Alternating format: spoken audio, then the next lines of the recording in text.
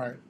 This is a real world project that I'm trying to work on. This is actually my first real .NET application. I've been working on it for months, and have not been making very much progress. But we were talking earlier about what documentation you have to work with, and I was thinking about that. And every place I've worked has different documentation. Some have no standards at all. Some have standards that you have to follow, and they're very onerous, and nobody ever does them. Um, Basically, what I think you have to do is come up with what works for you. Now, what I did in this case is I'm a data-driven person. I always work from the data up, because if your data is wrong, you can make it work with all sorts of applications and all sorts of kludges and fixes, but that's what all you're doing the rest of your life is trying to make it work with kludges and fixes. So what I did is, what this application is when we have a problem with merchandise or some of our castings, our customers will call us and say, okay, this casting's no good, it's got a hole here, or these are all weak here, or whatever, and they usually want their money back for those castings. And so we have to give them their money back, and then we also have to make sure that we don't give them any more bad castings. So there's actually this is two applications. Does this slide side to side? Well, I think we can see it. I think we can see it all here. The first part is return goods authorization. So the customer calls us and says, we have these bad castings. So, and you can see how that's driven. This is all information about the customer, who we got to talk to, what kind of shipping we got to do, if we got to get the part shipped back to us, and just a general comment here real quick, overall, the customer was irate, so this is a high level for the return goods authorization. And this is what I was talking about before, about the unique problem of the split that it gives us. This is a entity relationship diagram. So this is a one-to-many relationship. For every single return goods authorization we have, we could possibly have many different items on there. Usually they'll rack them up and send a bunch of them to us all at once. So now we've got a whole bunch of different parts that we make for this customer, and they all have different problems, different quantities, and different issues. But these are all clearly defined things regarding those products. So we enter all that data in there, and then we have different statuses. Once this thing is entered, there you go, you have the entered status, and you might have a comment related to that status. So we've got all our parts in there, we've got the RGA, we've got the status, okay, and now we're going to acknowledge it. We're going to go talk to the customer. So we talk to the customer, and they explain some more, give us some more details, and then we move into the next stage. So it's been acknowledged, and we have some comments for that.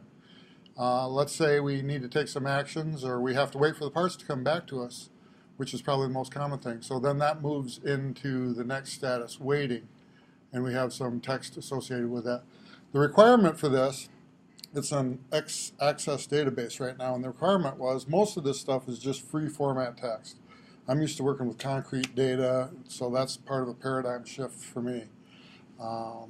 And so then you have approved, and most of these steps, these first steps, we have one person at Dotson that handles all those. He handles the customer relationships on returns and what the issues are with the parts.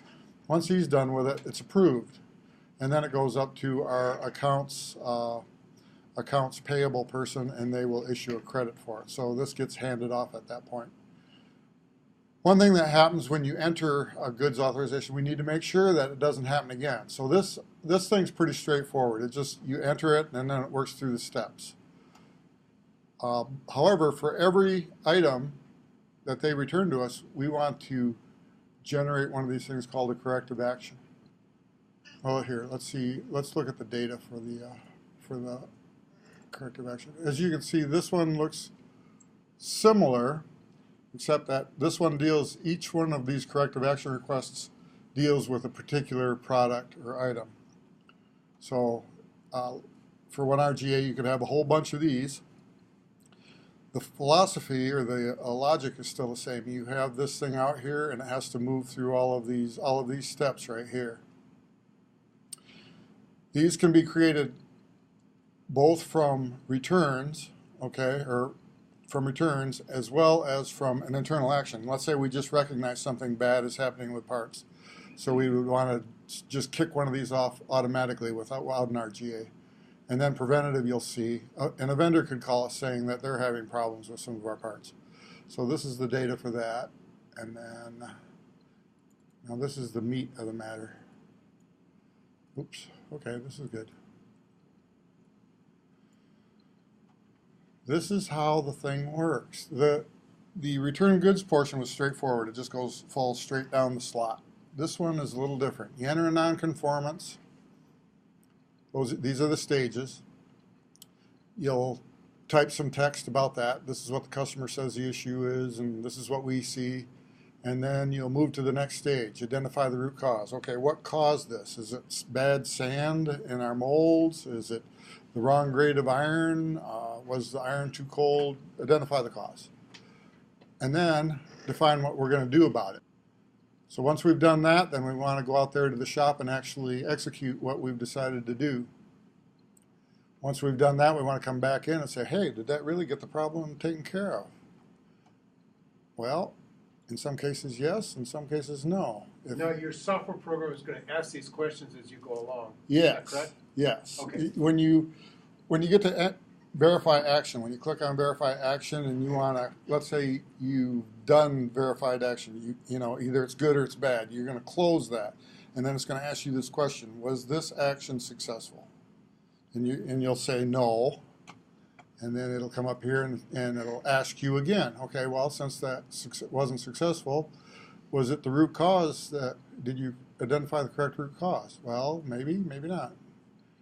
If we did not identify the root cause, come back up here and then generate these again. Now, each one of these things is a record in that status table. In the return goods one, you just had one of those for each one. This one, you could have multiple records out here containing all of that text multiple times. And then if it was the root cause was correct, then obviously the action was incorrect, and then you go do that. Now you come down here and you say, okay, the action was successful. Finally, we got this thing fixed. Preventative action. It'll prompt you, say, do we need to take any preventative action? And what you would do here is you'd say, yes. This part is similar to this part, this part, this part, and this part. So you'd kick off four more of these corrective actions. And what they would do is they'd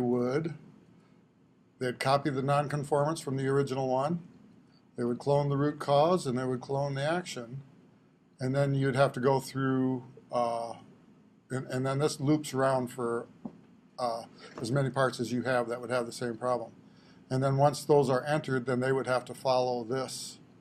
For each one? For each one, yes. They'll have a shortcut here, but this is a documentation system, kind of an audit system.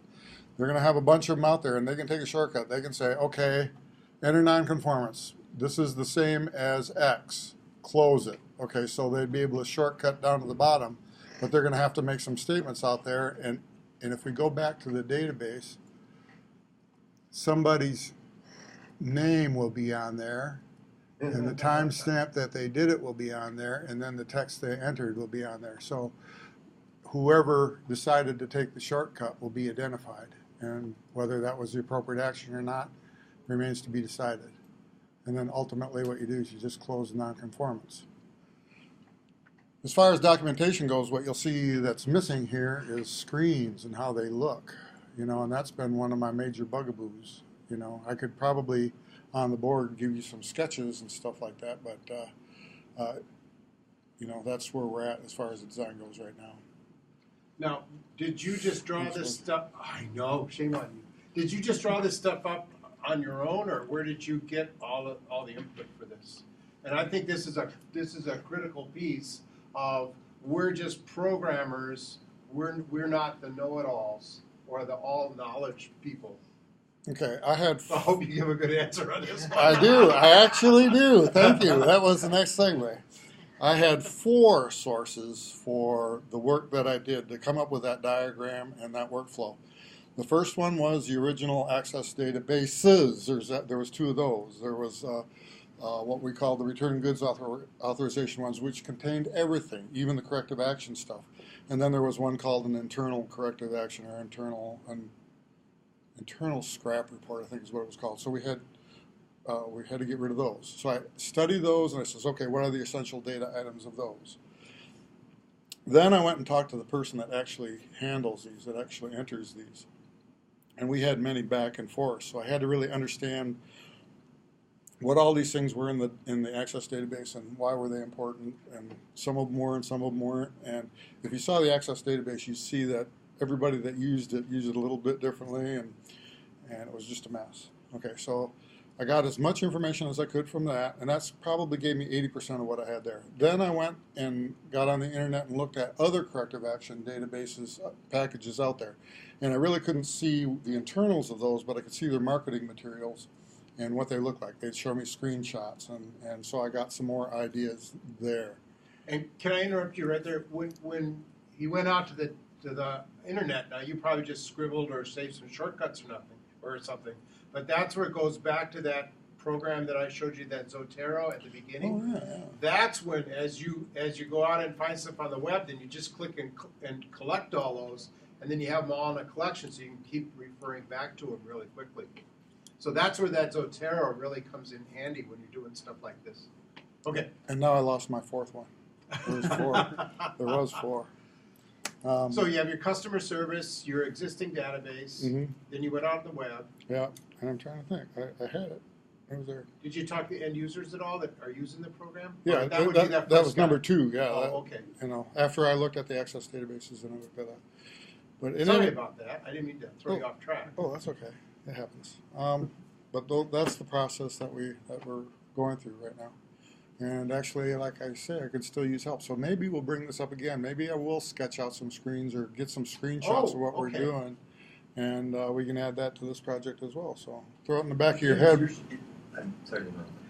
Is your shop a little bit smaller where you don't really have a dedicated project manager? That it sounds like some of the stuff you're describing would fall into like a project manager's responsibility, and then collect all that and then refine it a little more and hand it off to the programmer and say, because I know in Peter, when you were at Taylor Corp, you know, such a monster. You know, there were times where you're like, okay, here's the file, here's what we need this data to go here and change this, and you get working on it. I don't even know what this program does. I don't know if this is an AR program or a shipping program. I don't, you know, it's just so massive a gap that would happen. And then the other side of it, you know, if you're in a small shop, it's like, you know, it's like where I was, there was no standards or anything. It was like, this guy wants his production line, he wants it to do this. Go talk to him and figure it all out, write it, and just deploy it and go and do the next thing. Very good question. And dealing with return goods, you are dealing with several different areas. You've got your accounting, your shipping, receiving, quality control. Absolutely. It affects so many different areas that Absolutely. you get input coming from. So it's a complicated program. What is your end result that you're trying to get to with this? Two purposes. Okay, one is to get rid of the Access database, because every time they change Access, we don't upgrade all our PCs, you know, with the new versions and stuff like that. So you're going to put this on the power system then, on the system's I? the data will reside on the iSeries, Okay. and then the interface will be .NET.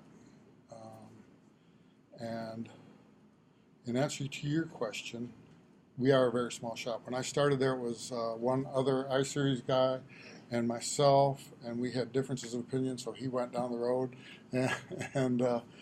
But he was starting to do .NET development. Our shop floor before that was all text-based. And we saw the advantages of .NET and the fact that we could merge our data, you know, our text with pictures. And, you know, everyone knows a picture's worth 1,000 words. So that's the major impetus to going to .NET. And so we went, after the other guy left, then we brought a dedicated .NET programmer on. However, we are such a small shop that both of us have to do both. You know, he has to do iSeries and I have to do .NET. Therefore, I'm here. Oh. And you have to learn everybody else's job too. You have to learn accounting's job. Exactly. You have to learn the customer service guy's job. Well, more or less for our IT departments, we always had two people, but the other guy was just network administration and PCs, managing the PCs. There's always been only one programmer there, and You see the DBA too? yeah, absolutely. Yeah. I have a lot of say into what's done. I'm more or less, I've taken over the database administration portion of it right now. And then he still does all the .NET program. But I do have to understand all of the accounting, AR, AP, payroll, you name it, and all the hooks that go in it. And if anybody has any problem anywhere, they're knocking at my door or calling on my phone.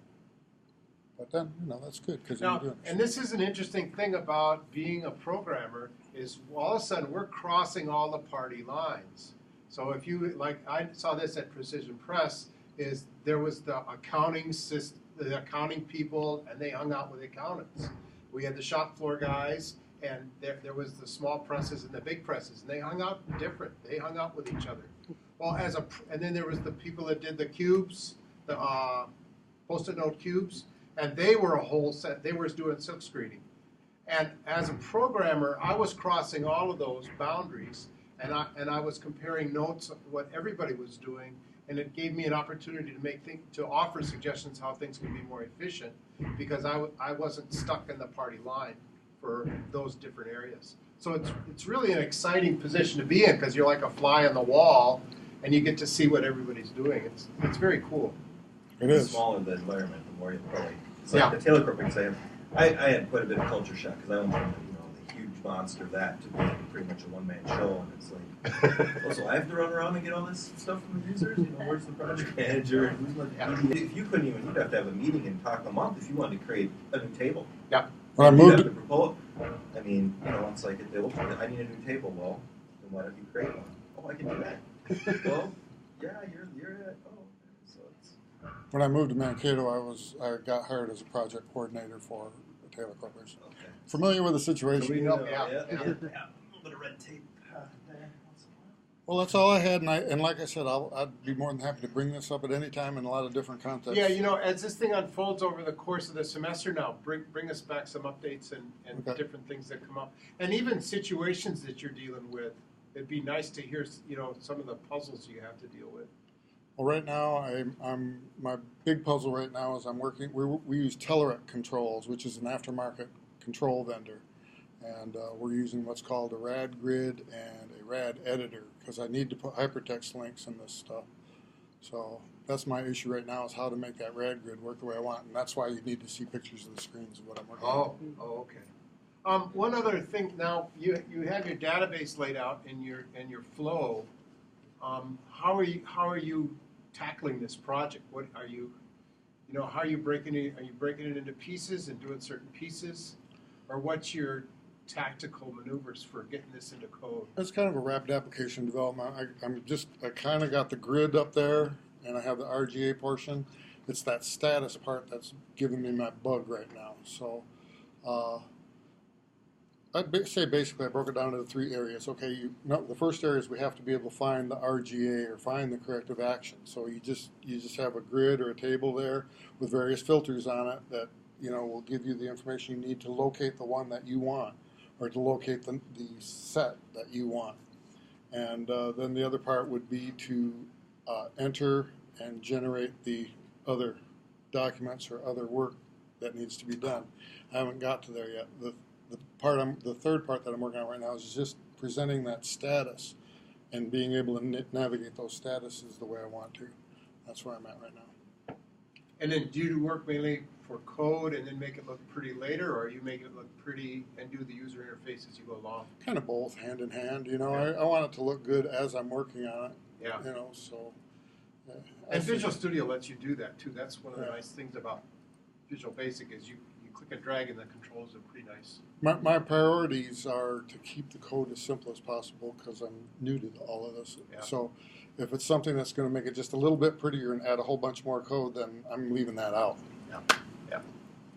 Well, how do you really communicate with the people using this, though? As you generate a status or an action, how do you force it down on the people who actually got to do it? We're going to probably add email links to this as it moves from one status to another. I'm thinking about the RGA right now. The only time it really gets handed off to anyone is when it goes to accounts payable. So when it gets down to that last stage. So when it moves from let's see, I closed it. But when it moves to that approved status, then that goes to then an email would be sent to an individual up in the AP department, and then they'd bring it up. It would have the information of the one that they're looking for, and they'd bring it up, and then they'd close it. What do you use to access from the VB app to access the data in the database? I mean, do you guys write like stored procedures and to kind of as I'm thinking in the world of SQL. I don't know. Yes, we do. Most of our data access between .NET and the iSeries is SQL. Okay. And with the access to its SQL. Is that We'll be embedded doing in that. the .NET app, or is that a or a freestanding? The data connector, or that little middleware piece, that's actually provided by IBM. Oh, I'm thinking, okay. Yeah, because they're going from a Microsoft product to IBM products. Yeah, Now, you're doing it in Access right now, right?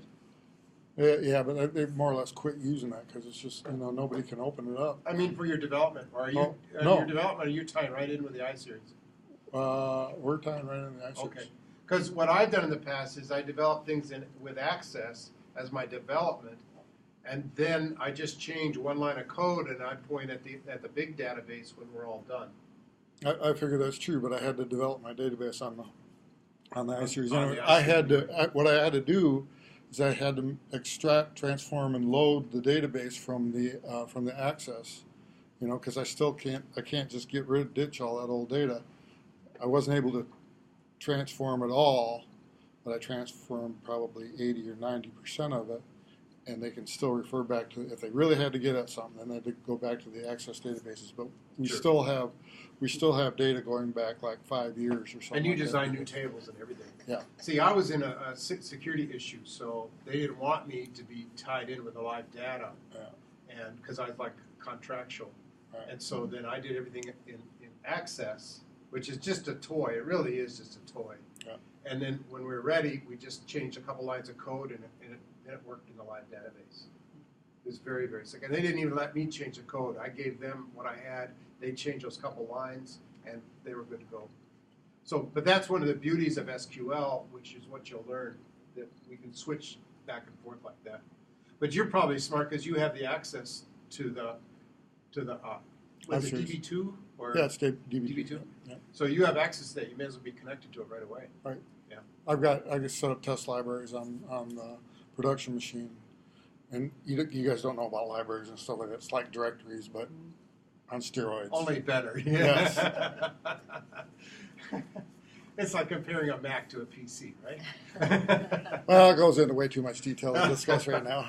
So do you have a lot of RPG apps on the floor? I don't understand. Or What's that? do you have a mix of .NET and RPG? RPG apps on the floor? Absolutely. Okay.